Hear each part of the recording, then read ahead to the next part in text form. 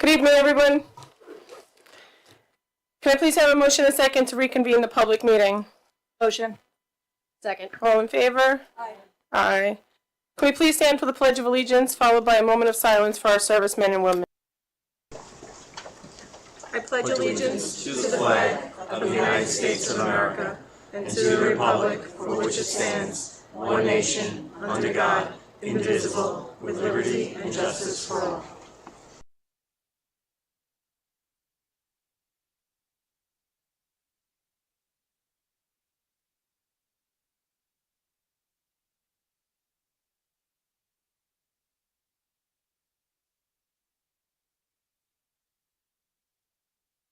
The District Clerk, please call the roll. Marisol Mallon, President. Present. April Natelli, Vice President. Present. Jackie DiLorenzo, Trustee. Present. Sarah Parisi, Trustee. Melissa Torregrossa, Trustee. Present. Dr. Joseph Senmar, Superintendent. Present. Christina Poppy, Assistant Superintendent for Curriculum and Instruction. Present. Anthony Fasano, District Attorney. John Allen, Assistant to the Superintendent. Lori O'Hara, Executive Director of Professional Development, Compliance Services, and Special Education. Thank you. Thank you. Can I please have a motion and a second to approve the minutes of the December 9, 2025 meeting? Motion. Second. Any questions? All in favor? Aye. Michael's not here. All right, first public comment portion. I will now open the floor for the first open public comment portion of the agenda. I will call individuals forward one at a time. Please wait for my acknowledgement before stepping up to the podium. You should have received a number card from security on your way in. If you have not, please see a security guard in the back of the room. Any person wishing to address the board shall address the board president. Comments shall be kept as brief as possible and relate to school matters only. Each person will be limited to 3 minutes for one or more topics. Individual employees, parents, or children should not be identified by name, title, position, grade, or building. The use of foul language and threatening comments will not be tolerated, and the board will consider a recess until order is restored. In accordance with Policy 1230, public comment will not exceed 30 minutes. If there are additional persons wishing to speak, the board may consider a motion to extend that time. Number 1. Yes.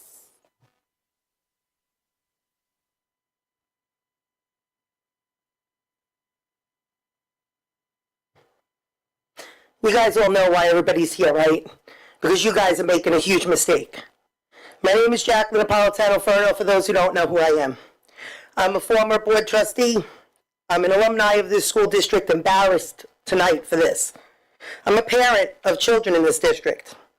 I'm here to strongly support the woman who shall not be named. The woman who is being totally treated unfairly by you guys. Disgusting.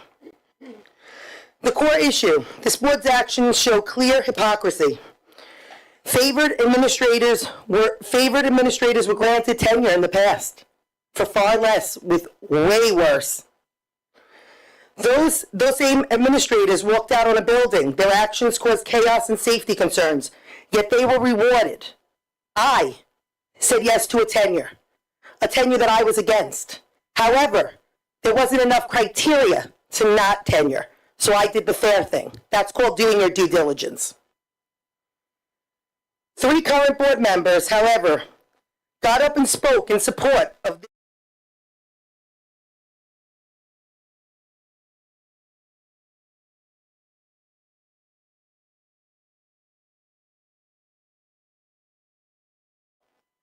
stellar record. So now the precedent is set that if this Board of Ed doesn't like you personally, your tenure is denied. What message is that sending to this entire district? To our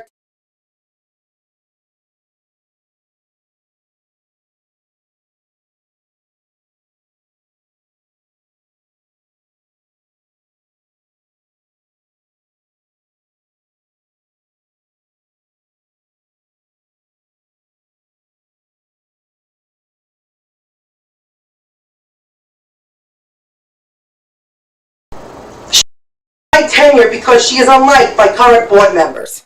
April, you're an embarrassment. Sarah, complete embarrassment. I'm disgusted. This is favoritism, not leadership. She's being denied tenure because certain people have asked for certain favors. First-hand knowledge. I served on this board. I personally reviewed her personnel file. Her record was consistently exemplary. Documented excellence cannot be ignored. Bias is a big concern in this district. There is a known conflict between unnamed employees and administrators.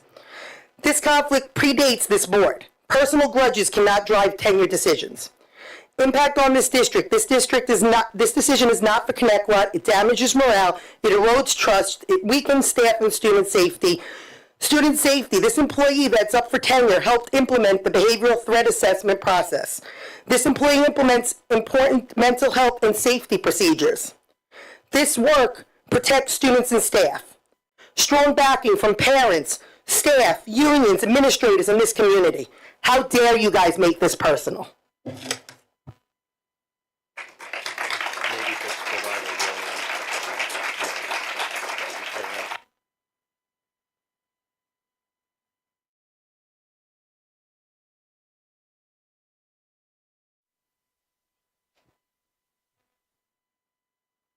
Number 2.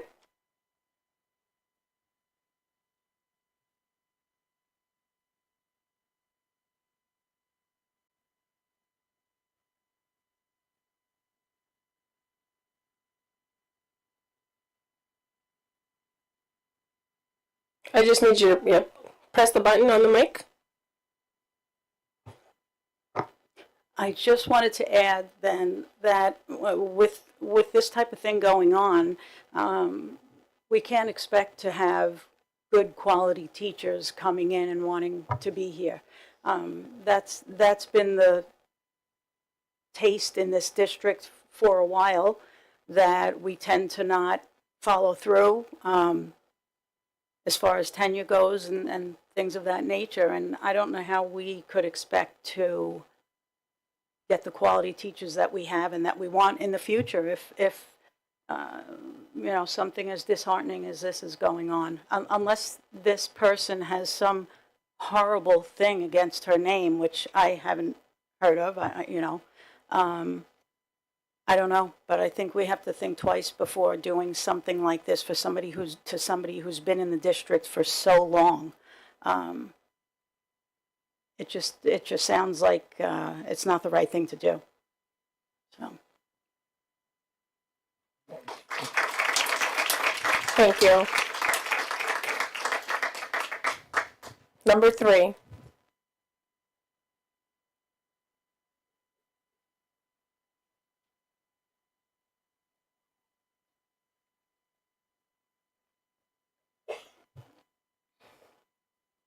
So there's a button? It's red, it's on, so you're good. Okay.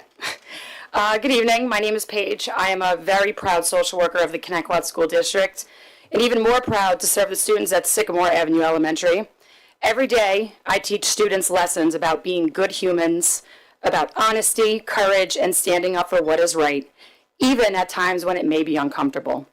Many of those lessons focus on being an upstander, speaking up for those that need support, and making sure our actions match our words. I was advised that it may not be the best decision to speak tonight, but I would be the biggest hypocrite to all of my students at Sycamore if I sat and did nothing. I always tell them to never be afraid to speak on their values that they believe in, and I take my role very seriously and operate with integrity with everything that I do. My students need to know that I practice what I preach, so for them and for the person who shall not be named, I am here and I am all in. I want to acknowledge all of you that are sitting in front of me tonight. I know many of you, and I truly believe you are thoughtful, dedicated, and hardworking people who care deeply about this district. I sit with all of you on the Mental Health Advisory Committee, the Bully Prevention Committee, and the Drug and Alcohol Prevention Task Force. And together, we are all in for the same goal, doing what is best for the students and families of Connecticut. No one runs for Board of Ed for themselves. You all dedicate countless hours outside of your own job, families, and personal lives to serve this community, and that commitment deserves recognition. I want you to know that the person who shall not be named has always demonstrated the same level of dedication. I have personally witnessed her staying late to support families in crisis and always showing up when families needed support. I have seen her dedicate hours to creating programs that require many hours beyond the school day, and this person has a family and children at home, yet she consistently finds ways to be present for Connecticut. As one of her social workers, I continue to see her dedication not only to students and families, but to her staff across the district. I have worked on some heavy cases that have required some of your administrative involvement and hers as well. And without fail, I always receive a call from her, even if it's after hours, asking, hey, are you okay? Is there anything I can do to support you? What can I do, and how can I help you? That kind of compassion cannot be taught. It comes from someone who is compassionate at their core. This person shares the exact goal as all of you, to serve this community with integrity, dedication, and heart. While this person was pursuing her doctorate with hopes of strengthening mental health initiatives, her focus never wavered from supporting Connecticut families. All this person has ever wanted was to devote an administrative career to this specific district, even already serving 20 years as a mental health professional. Connecticut would be losing an exceptional leader, mentor, and advocate if tenure is not granted. I saw a quote right before I left my house tonight, and it said, "The most dangerous form of blindness is to believe that your perspective and those with ones like yours is the only reality." I respectfully ask that you reconsider this decision and listen to all of the voices of those who work closest with her. When you listen to all of us, we feel supported, we work harder, and we are all motivated to give more. I can promise you that I have her support. I am all in for the students of Connecticut, for the families and this community, and for her too. Thank you.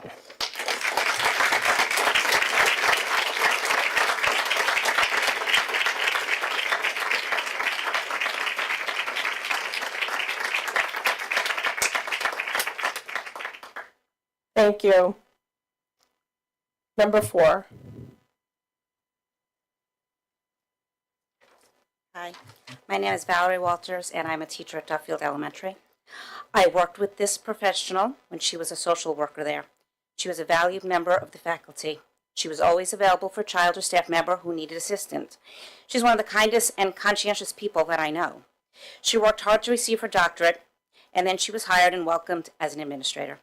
I just need you to not give any identifying notifications of this individual. So anything that might identify her, I have to ask you to refrain from using. Okay. To my knowledge, she has had glowing observations over the last 2 years. It is baffling to me that she's being asked to resign at the end of the year or be terminated effective immediately. This ultimatum came out of left field and it needs to be rescinded. I do not know the reason, nor do I believe any person here today supporting her is aware of this reason either. I do not believe that she is aware either. If there was something she needed to work on, or she should have been given this information and a chance to improve. You are setting a dangerous precedent where you are paving the way to mediocrity.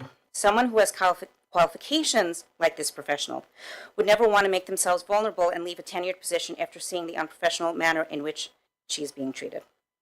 In closing, this employee not only deserves to continue at Connecticut and be granted her tenure, but at this point I believe she deserves an apology. Connecticut would suffer a huge loss without her. Thank you.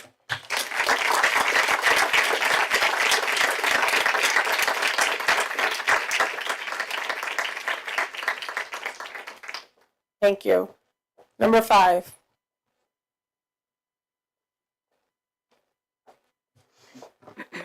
Good evening. As the union president representing the principals and directors of Connecticut, I am here this evening to speak on behalf of a long-standing employee who has served this district with distinction. First as a CTA member and now as a district leader and member of the CPDA. Throughout this individual's probationary period, they were consistently informed that their performance was strong, as reflected in professional evaluations. They were repeatedly praised for their initiative, hard work, and dedication to students. At no time, not once, was any written or verbal feedback provided to indicate concerns or deficiencies in their performance. In my role as union president, I heard firsthand the praise and recognition of this administrator's accomplishments from two central office administrators, both of whom stated unequivocally that this member had earned and deserved tenure. Both advocated to this board that tenure should be granted. Yet both also expressed that they believed the board did not share their professional opinion and that their recommendation would ultimately not be supported. Absent any documented performance concerns from their supervisors, the board's decision not to honor the recommendation of its own administration calls into question the true motivation behind the decision. The members of the CPDA are honored to work for this Board of Education and take great pride in serving this district and our students. However, as committed professionals, we have the right to expect that the board will respect the professional judgment of administration when it comes to educational decisions impacting our district. Productive collaboration between the board and district administration is essential to the success of our students and the district as a whole. The teachers, administrators, and most importantly, the students deserve decisions grounded in educational values, not personality conflicts, political motivations, or any other considerations that may deviate from the professional recommendations advanced to this board. When the board ignores the recommendations of its own administration, it creates the appearance of arbitrary and capricious decision-making that undermines trust and fails to serve this community. I urge this board to reconsider its position. Support the recommendation of your superintendent and your administration. Do what is right for this administrator who has earned tenure through dedication and exemplary service. Do what is right for our students, who deserve leadership decisions based on professional merit. And do what is right for the district by honoring the collaborative partnership that makes great school systems thrive. Do what is right. Thank you.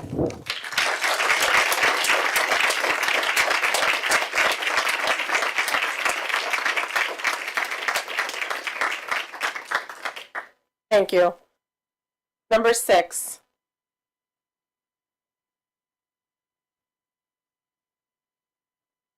Seven? Oh. I want to thank everybody for coming. And to those that spoke, to those that think that we don't listen, we do listen. So thank you for taking the time and for coming. We now have a presentation from Mr. House. Nope. I'll pick it up. So, Mr. Hauser, he's just walking in. He had to step out to go to the high school for a minute, but he is back. I'm just going to move on to financial matters and then go back. Can I please have a motion and a second to approve the financial matters agenda items 2 through 8 in accordance with the action presented for each matter? Motion. Second. Does anybody have any questions? I do actually, but he's. But they're for Bob, right? Yeah. All right, we'll wait. He'll be coming in a second. Sorry, everybody. Thank you.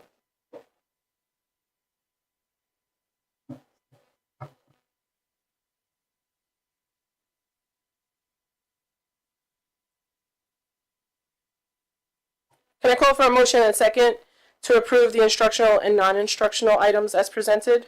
Motion. Second. Does anybody have any questions on those? All in favor? Aye. Aye. Can I call for a motion and a second to approve items 2 through 18 on the consent agenda? Motion. Second. Does anybody have any questions on those? I do. Okay, my question is actually on the budget transfers. We're gonna come, Do you want- on I the don't know if I should consent wait till agenda? Bob, He's walking in right now. I should wait On the till- consent agenda, Jack? Yeah, it's on there. Number 2? Well, I don't know if I should. Number 2. Well, I'll ask if maybe if Dr. C has an answer. I want just an explanation as to the types of purchases. It looks like there's $36,501.06 to transfer funds from band interest to athletic supplies needed for mascot related purchases. I thought we were saving money by doing away with the Thunderbird, and now I see $36,000 was needed to be transferred. So I'd like to know what that's about. Good evening. My apologies. Sorry, I know you just walked in. Yes, so that's a transfer from the what's called the bond anticipation note interest, where we had excess funds, over to athletic supplies, mainly for supply-related items for the mascot. Like, as in to make everything T-Bird now, as opposed to Thunderbird, or what? I believe so. Yeah, I would have to get more specific So details. just Yeah, just it is so I mascot related. can be clear, if we left it Thunderbird, we wouldn't. No? The expenditures and/or the transfer is not related to plant facilities. I think this transfer is an athletic one. That's correct.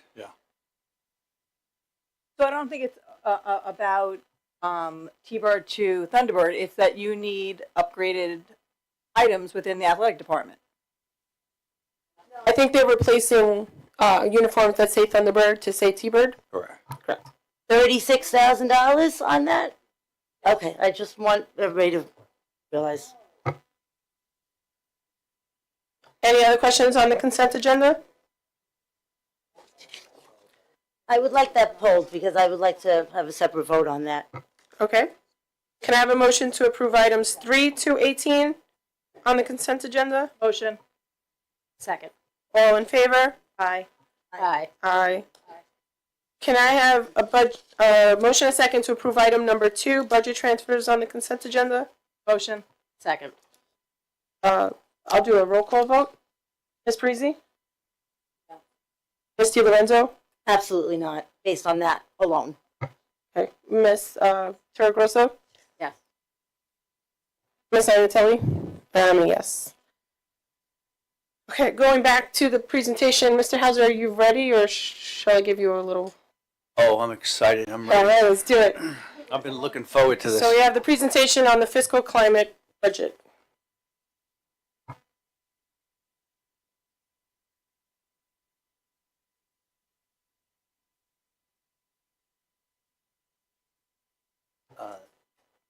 Thank you. Okay, so this is really the kickoff of the first presentation for the 2026-27 school year budget.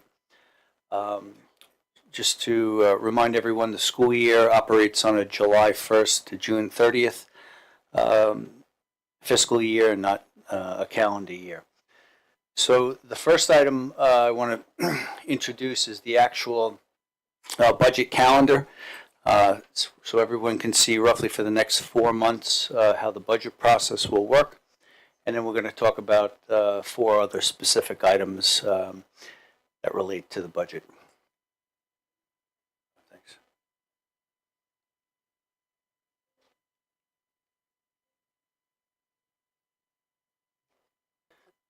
Oh, thank you. Okay. All right. So here's the general outline for the calendar. Last week, we actually started.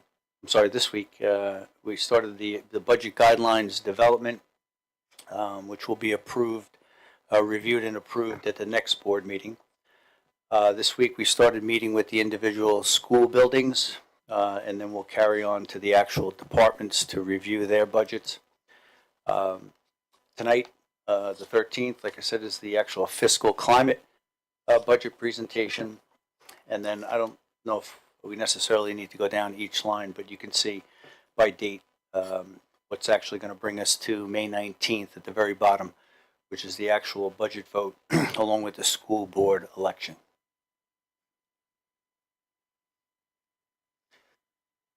Okay, so without getting too complex, one of the things we have to deal with the school district budget is the New York State tax cap.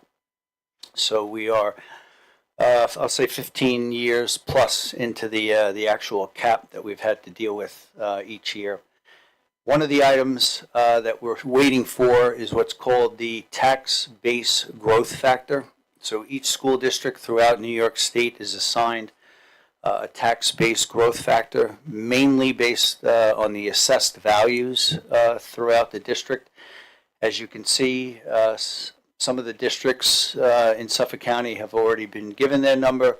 However, at the very bottom of the screen is the Connecticut School District, and our number is not yet available. So we're waiting for that from the New York State Department of Taxation and Finance, along with the Real Property Services. So hopefully we'll get that number shortly.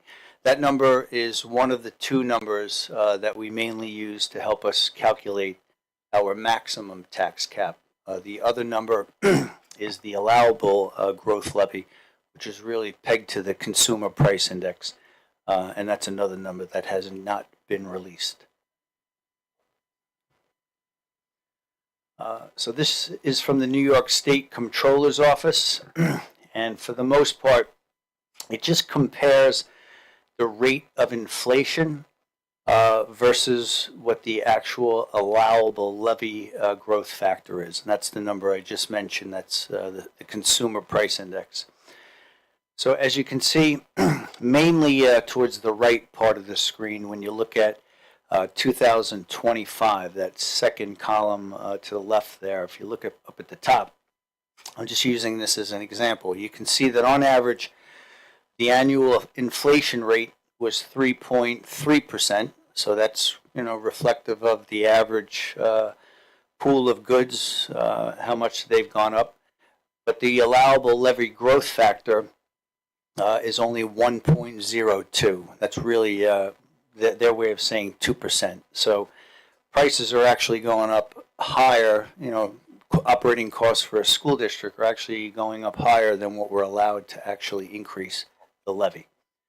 And then if you carry that number down that column, for the most part, it's consistent throughout. The CPI, the inflation factor is higher than what the allowable factor is. Dr. Senor? Yeah, so for years and years, the term, it's a 2% tax levy. It gave its nickname, the 2% cap, the 2% tax cap, where it's all formula based for each school district. So it's possible for a school district, any school district in New York State, after all the calculations are done, to have a tax levy that is below 2% or even above 2%. But it gets its nickname, the 2% tax levy, from this component right here. Thank you. And that's a good point. Just to keep in mind that it's not necessarily 2% when the final numbers come out. All right, moving on to the following screen here. This is actually a year old information. So this was go back a year ago. This was our initial we'll call it the state aid. They call it the school aid. But this is our initial state aid estimate that we received about a year ago. So once again, we're still waiting for the two component numbers of the tax cap to be released, and we're also still waiting for the governor to release their proposed budget, which is really due to us by January 31st. So hopefully in the next 2 weeks we will get that information. But this line here, this slide shows you all of the different components of the state aid that we might be entitled to. I'll just use as an example, up at the top is foundation aid, and you can see how big of a number that is. It's more than half of our total state aid. So when you hear foundation aid, that's a key component. And as Dr. Senimore was alluding to before, a lot of these are formula-driven figures. So, the second line there, charter school transition aid. Fortunately, as of now, the Connecticut School District doesn't have any charter schools in our district, so we don't have that particular item to deal with, and so we don't get any aid on that. But these are all the different line items that make up state aid. And there are other components of state aid that are reimbursement based, where the district has to spend X amount of money and then will subsequently get reimbursable aid, right? The key aid is what Mr. Hauser spoke about in terms of the foundation aid, and that's based on a complicated formula at the state level. So each year, that's a key point of advocacy for school boards, for superintendents, in hopes that the governor will recommend, and of course the legislature will approve, a fair and sustainable, foundation aid increase for school districts, especially Connecticut. Okay, and the final slide here is just if any of the members of the Board of Education have any questions about the upcoming school budget, about the process, about the timeline, or any specific information that you might be interested in. Not really a question, but just a reminder that, the Excel spreadsheet, like when you do this, love those spreadsheets. Yeah, if you can do that, just send it to us in that format. Easier to look at.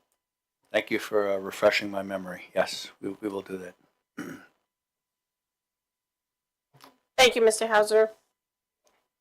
Can I please have a motion and a second to approve the financial matters agenda items 2 through 8 in accordance with the action presented for each item? Motion. Second. Any questions? I do. So, Bob, I'm going to ask you a few questions about some of these. The internal claims audit, and I'm trying to figure out which one it is. It's one where it says there's the inquiry was $71,000. I don't know if you just give us it looks like it's 5 inquiries. Why it's so high? And part of it, on my printed version, it's actually cut off. So I don't really have a definition there. I just see a very large number. Okay, just bear with me a second here. That's okay. I'm looking at the actual internal claims auditor's report. I'm looking at the first page, and Jackie, you mentioned a number. Was it 71,000? Yeah, $71,434.40. Yes, I see that. So that's a confirming. All right, so that's a total. So the line item I'm looking at here is to the far left. It says reason for inquiry is confirming purchase order, and we have discussed this in the past. Confirming purchase order means that the purchase order was actually generated after, let's say, the invoice or after the goods were ordered. So, normally that should occur first. The purchase order is generated and the order is placed for the goods. That $71,434 actually represents 5 different purchase orders that the internal auditor noted. And so this, I'm looking at the individual items here in terms of, for example, one of the purchase orders is for the East Islip School District, and it's for the prior school year. So we received the invoices late from East Islip School District. It may very well relate to services that the East Islip School District provided for our resident students. So it could be our resident students attending a private school in the East Islip School District. And by the time East Islip tallies all the costs that are related and we get it, it's after the services were actually performed. So that's just an example. Okay, thank you. You're welcome. Another question I have too, there's one actually on the page you were just looking at with the East Islip School District. There's a few things on here, something, I guess it's Home Depot to obtain credit. Did we get that credit? That's another big number, 7,000. What was that about? So I would have to look into the specifics on it. But, as a school district, as a municipality, we should not be paying sales taxes on any purchase. So even if it's an employee who makes a purchase and we reimburse them, we cannot reimburse the sales tax. So I'd have to look into specifically what this was, what type of purchase it was at Home Depot where they charged us sales tax, and they shouldn't have. And make sure that we get that. Correct. That money back. Okay. And then can you just explain the idea of gift cards? The very next one says gift cards are not permissible, but yet it looks, in comparison to the amount of money, our budget it's $207. It's not huge, but if you could just explain that. Yep. So this was related to school buses that were going off Long Island, I'll say, upstate New York. We have to reimburse bus drivers for meals that they're entitled to. So we didn't have a way of actually doing that, so we, the transportation department came up with an idea of purchasing gift cards through, I think it was one of the local supermarkets, and we were able to give those to the bus drivers so that they could use that for their meals to be while they were on the trip. So you're saying that the bus drivers are reimbursed, but our bus drivers haven't been going out of state and haven't been going upstate either. So who exactly are we reimbursing their food for? Are we talking we're reimbursing Suffolk Transportation? No, we were reimbursing our own employees, our own school bus drivers. I believe this was a trip to Albany. We're upstate in that capital region. Okay, because It was probably a sporting event that took place upstate, because I know. Okay. Yep. I mean, if we're not supposed to do gift card purchases, you know. We have stopped that. We're not doing that. Okay. No. I'm sorry, I have one more question on another report. The appropriation status detail report. If I can get the right one here. The right page. All right, this one looks like it is it the general fund? A is the general fund? No, I'm sorry. There's 4 links here. Yeah. Page 25. Down to it.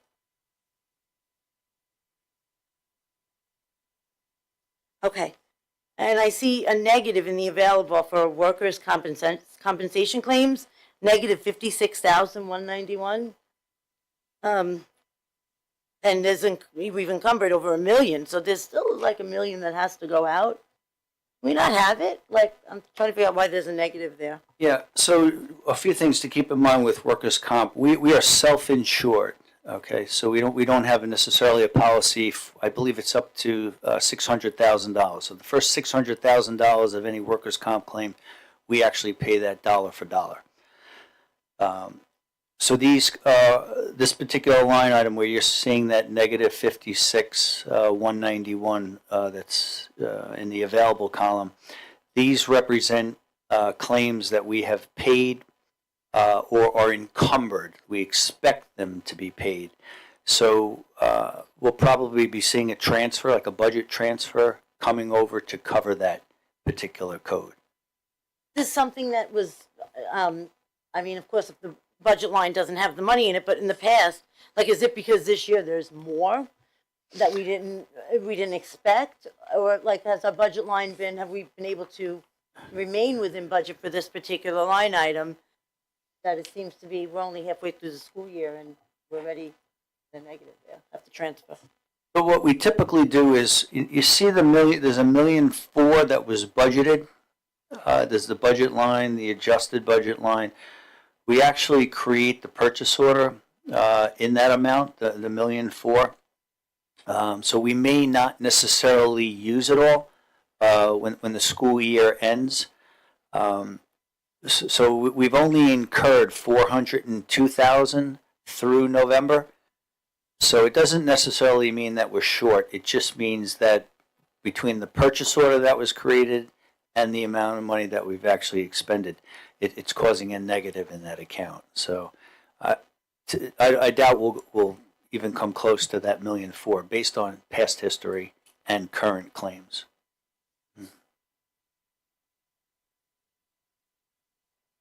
Any other questions? Need you to press your button.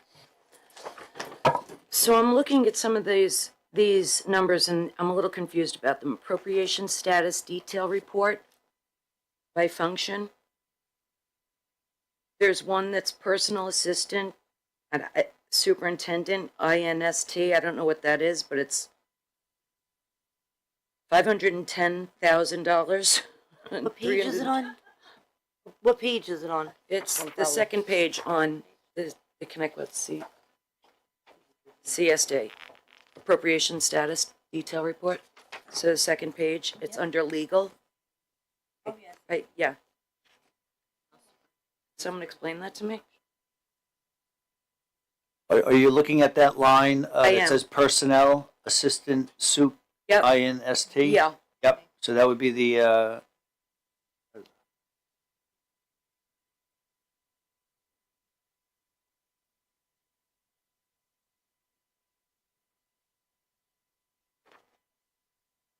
so that's the assistant superintendent for personnel and human resources. That's the salary line.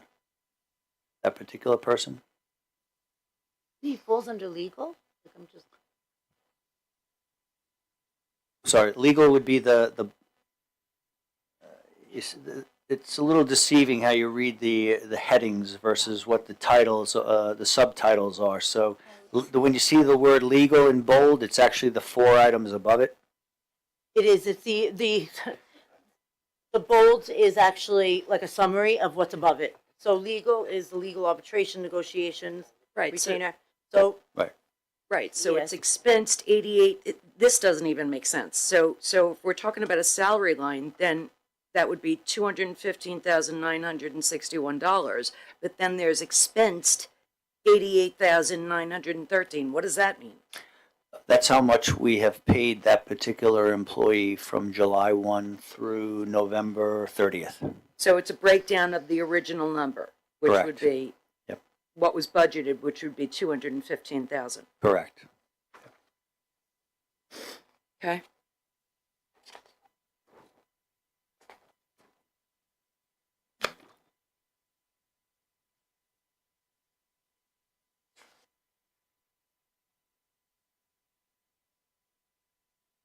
Okay, and I have just another one. Unallocated insurance, BOCES administrative. 1.2, essentially 1.2 million. And then there's BOCES administrative costs. Budget of 1,016,000. Who are we paying administrative? Do we have a page number? 7 of 26.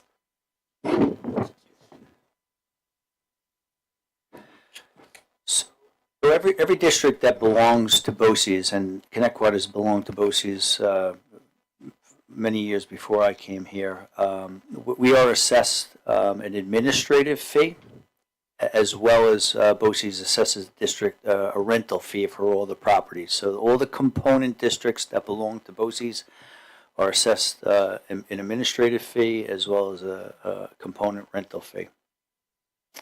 And that's for all the services that the district utilizes at BOCES. That's not, let me clarify, that's not for the services that the school district uses. That's just the administrative component of those services. So it doesn't include the rental, let's say, of Prem. Correct. The rental income that we get from Prem, that wouldn't be an appropriation. That would Right. be a revenue status. Yep.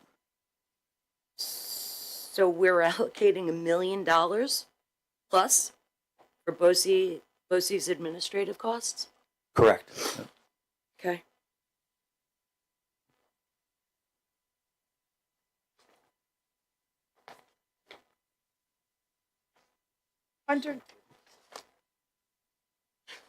Okay, I have one more question, and then I'm done. Page 23 of 26. We just have one more thing to say. Bob, with the BOCES cost, including administrative fees, it's aidable? Yes, it Roughly, is. Yep. I know it could maybe vary a little bit. What's the ballpark It's percentage? probably in the 60% range, close to 2/3. So my last question is, so we're at transportation now. Driver assistant overtime, transportation administration, 320,000, expensed $123,764, and then another one, administration overtime is 4,600. So I asked once before, can we have the names of the people who are doing overtime? Yes, and I have a folder for each board member with all the overtime information by With name. names? Yep. When do we get that? I can hand it out right now. There's five folders of You it. can wait till after the meeting, I'm just. And the contract transportation, garage building. 5,000,001? That's budgeted? Yes, I follow you on that line. Yep. That's the amount was budgeted for this year, but not expended, but budgeted. Budgeted to go out to? We use two contracted transportation companies, Montauk Bus and Suffolk Transportation. Okay, so that's 5, but I see a number underneath this on contracted transportation, Medicaid. What is that, 14 million?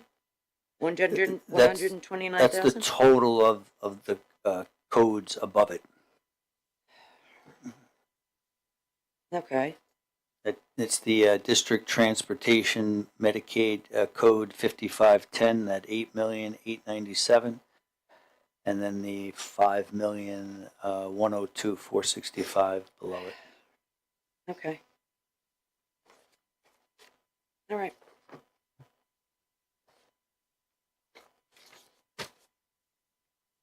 You good? Done. Any other questions? All in favor? Aye. Aye. Okay. Superintendent update, Dr. Centimore. Thank you. I hope everyone had a very nice holiday season and you're off to a great start, a healthy start with 2026. Certainly had a lot of great activities leading up to the holidays, the holiday break, and I thank all the staff and our kids and parents and our parental organizations at PTA, SEPTA, for all their support. Before I get a little bit more into some of the other happenings with the district, I just want to talk about the high school senior trip. So several hours ago, on their way back from the senior trip, we had two buses get into a minor accident with one another. No injuries at the time were reported. We did meet the buses as they returned to the high school. We did have nurses review with the students on those two buses. We did end up having a number of students with their parents, families, guardians, go get checked out for precautionary purposes. And we're certainly doing our due diligence to follow up with the contracted coachman bus on their procedures and protocol. I did put out a communication to the 12th grade families, parents as well, and certainly if any other communication has come in from any families, we'll be available to address those questions. So prior to that, my understanding is they had a nice time on the trip. In terms of right now, we've hit the ground running this school year. High school had a really great, informative curriculum fair for current 8th graders in the two middle schools that are coming in as rising 9th graders for next year. A lot of great pertinent information provided by the high school, including Ms. Yanicola with guidance about high school graduation requirements, academic offerings, scheduling, support services, and all the great extracurricular opportunities. This week, in a couple of days, I believe it's Thursday night, we have opening night for our RMS musical of Frozen Junior. One of the hallmarks of our school district is our outstanding music and arts and performances, and the musicals are fabulous. So this will kick off the musical performance season with RMS Frozen Junior starting this Thursday. In a couple, next week we will have our community feedback meeting on the survey that went out. That's on the 20th. The week of the 20th, the high school has their midterms and Regents examinations. The high school will also be having a local scholarship meeting near the end of the month. And they'll also have a meeting that will be held at RMS on NCAA information, which I know is great for a lot of our families that have students that are interested in pursuing playing at the collegiate level with athletics. The end of the month, we have a jazz benefit concert at the high school. And then once we get into early February, it's OBMS's turn for their musical performance of Shrek Jr. We have a great Model UN conference at the high school in early February. Stay tuned to News 12. As soon they'll be announcing a Connecticut High School Scholar Athlete. We're very proud. So stay tuned. And as always, we thank all of our PTA and Scepter and Auburn especially was at all of the concerts for all that they do. Civics, Rotary, all of our athletic boosters. For their support for all of our programs, our students, staff, and community. And oh yes, by the way, right before the February break, we have Random Acts of Kindness Week that'll culminate with P.S. I Love You Day. Thank you. wanna talk Thank about you, how Dr. the Centimore. curriculum- You're gonna send that out? Yes, that's a wonderful point. Thank you, Ms. Iannatelli. We're also working on a mailing that we're hoping will go out early February to our community as a nice curriculum update on all the great, kind of trying to summarize it, probably about 4 pages total. Giving a nice overview, a nice robust overview on all the great stuff happening in the AAA areas, I like to call, in terms of academics, athletics, and all the arts, with our great programs and offerings and wonderful events and partnerships. Thank you. Thank you. We now have our Board of Ed committee reports. We have the Drug and Alcohol Committee, Ms. Turgros and Ms. Iannatelli. First, I'd like to say this is such an amazing program that Joe Modica has implemented at the Connecticut High School. I can't say enough about it. Early intervention is so important. This program is making an impact on most of the kids that go through it and many of the kids that aren't even participating. So I can't say enough. Such an amazing committee. Right now, we have 100% parent support for the program. This is a program where if a kid is caught vaping, they sign up to participate in a 1-month program that's once a week during their free period, that they come in for counseling and go through an outreach program that is actually offered within the school. The program is 100% free to the district. Everything is, donated time. So we also had, over the last couple months, an open forum for questioning at the high school. This was very powerful, impactful to many students. Students were crying. Students were, they had students come up after asking for help.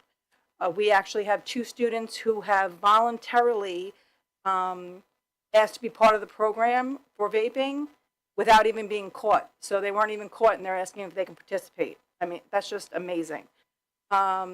We are also thinking about forming a smaller committee of students where they can go speak about their problems, issues, addiction, maybe a once a week. That's, up in the air right now. The committee's going over things for that.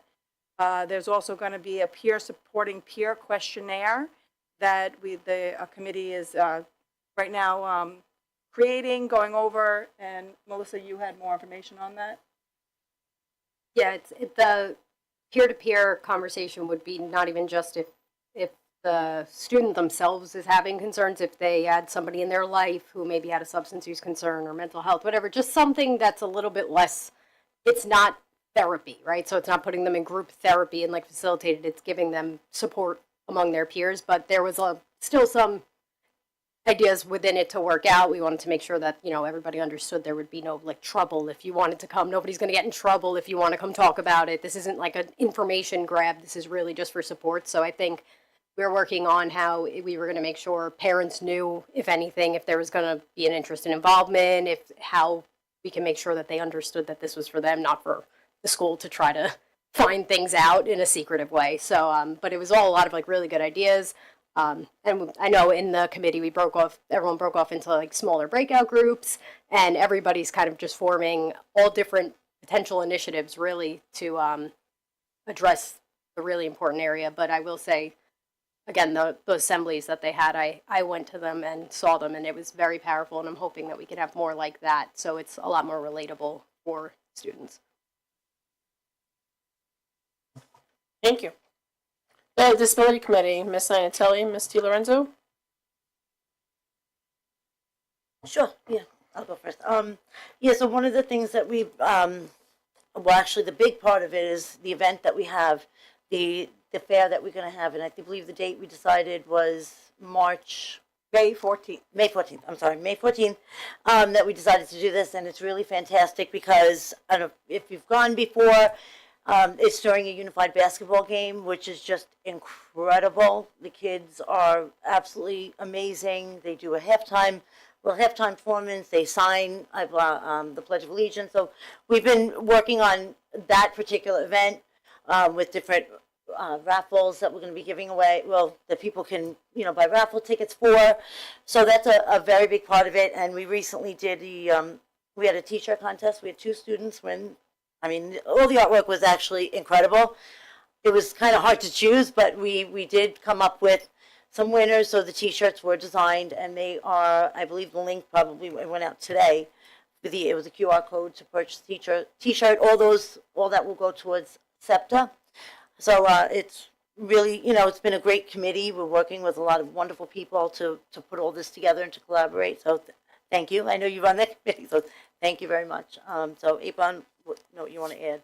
Yeah, so the month of March is Disability Awareness Month, and during that month, the school district, every Tuesday, will be wearing the red shirts that we are selling. And they will also accompanied by announcements about famous people who have disabilities and overcame them to, either be a singer or an actor or whatever they've gone on to be, to let kids know you can overcome these disabilities and, still achieve your goals. Before we go on, can we make sure that the link to purchase those shirts gets somewhere like visible on the website for people who maybe didn't get the notification? Because I know we've heard from community members who don't get like Parent Square and stuff like that. And Right. I said we should post it on social media. Yeah, I can we make that's sure why that I the wanted link for link. those sales goes out? And the website. They're not on our website. Yeah. The Mental Health Advisory Committee, Ms. DiLorenzo. We had our meeting, our most recent meeting last week, and there's a lot that we've been doing. One of the biggest things that we've been doing under Dr. Pisani is the student ambassador training from LICAB, Long Island Coalition Against Bullying. It's even posted on the district website, and these 24 students have, in grades 9 to 12, have basically been training because with our students, we do have students on the committee that speak, which has been a huge addition because they offer an insight that, of course, we have kids, we know, but we're a little bit older than them, so they're in a different generation. They offer, a different perspective, and even from them, they were saying that a lot of if a younger student needs help or any other student, sometimes coming from a peer, it's just received in a different way and maybe more positive. So they've been training, which is really incredible. They're going to start by going to the elementaries. They're going to push in over there. It's a fantastic program that they've been doing. So that was one of the big things. We also talked about our goals that we were going to be doing for the upcoming year and the things that we've been working on, which of course is promoting GRIT, the All-In program, which we have been doing. Our EASL program, which was, something that was developed many years ago. We've been working on that. I know there's a different theme every single month. And the other thing too is also, to make sure there's no stigma around the mental health, because unfortunately there is always sort of a stigma. But one of the big things we talked about is where these students, if they're going to be talking to other students, where they're going to be, if they don't want to be in the wellness center, because wellness center is absolutely amazing, but some kids may feel like they walk in there. So using the library as a meeting place, maybe because people meet there all the time for various reasons, and nobody would really be singled out. So we've been doing that. Of course, as Dr. C mentioned, we have the Random Acts of Kindness Week. There's Mental Health Matters Day, March 11th, 2026. And we've been also going over The Anxious Generation, a book that we've been reading through as a committee to really to try to tackle what is happening to these students at this young age, the mental health challenges they've been facing, and incorporating that into the things that we do. So, again, it was another very successful meeting, and yeah, we're plugging along. And one of the best things I've heard many times is that the mental health in Connecticut is basically a model for other districts, and people, they look to us, to what we do, and that only comes from strong leadership and success in the leadership. So again, great job to the committee. I'm very proud to be once again part of this council. I've been on it for many years, and you know, it's a great council to be on, and it umbrellas over the other ones that we talked about that are very successful. The drug and alcohol one, and the bullying prevention, which we have tomorrow. We have that meeting tomorrow. So again, you know, it's been basically used as a model for other districts to look at because we do so much here. So thank you. Thank you. We have the Technology Advisory Committee. That is myself and Ms. Terragrosa. Do you want to speak? So we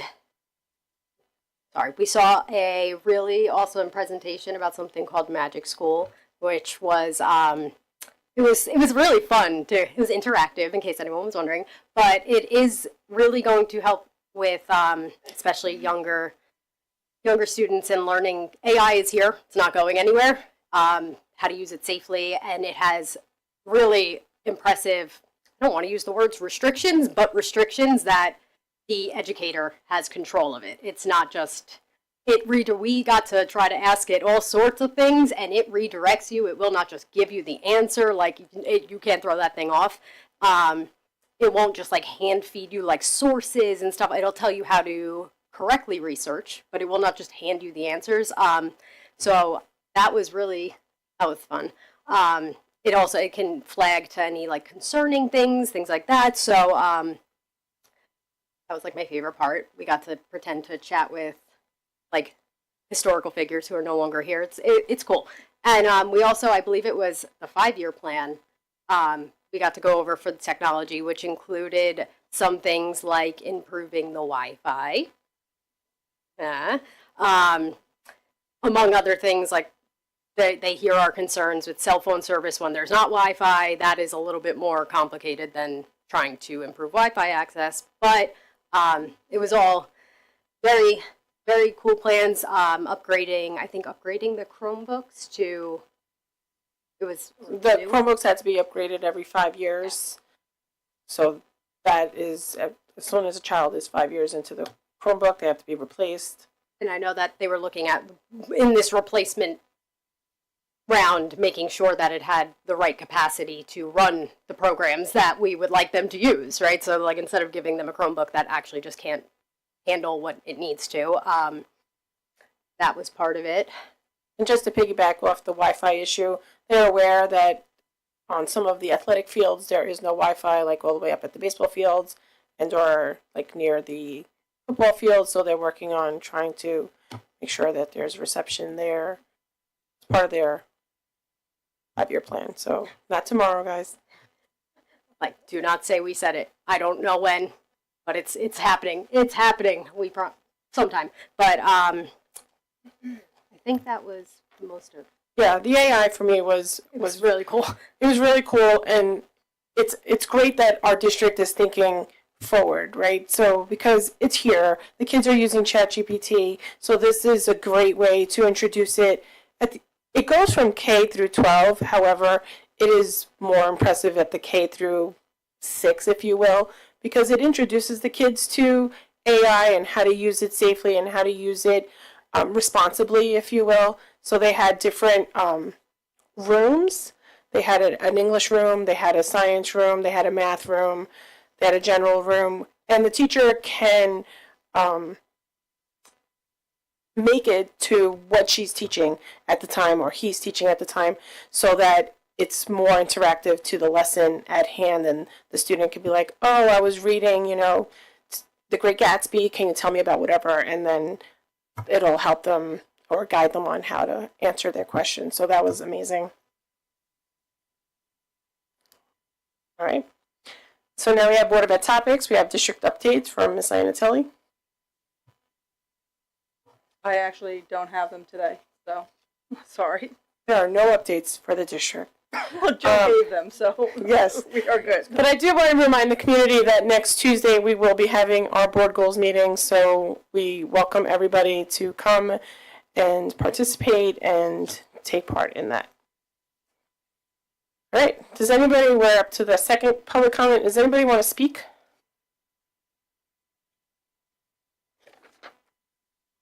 Can I have a motion and a second to adjourn? Motion. Second. All in favor? Aye. I want to thank you all again for coming out and supporting your colleague. Have a good night, everyone.